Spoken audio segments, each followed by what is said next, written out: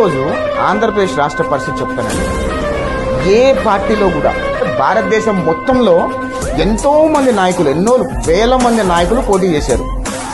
ఏ నాయకుల తల్లిదండ్రులు కానీ, పిల్లలు కానీ, పిల్లలు కానీ, వాళ్ళ కుటుంబ సభ్యులు కానీ బయటకు వచ్చి మా వాడికి ఓటు వేయొద్దు అని ఎక్కడ చెప్పలా.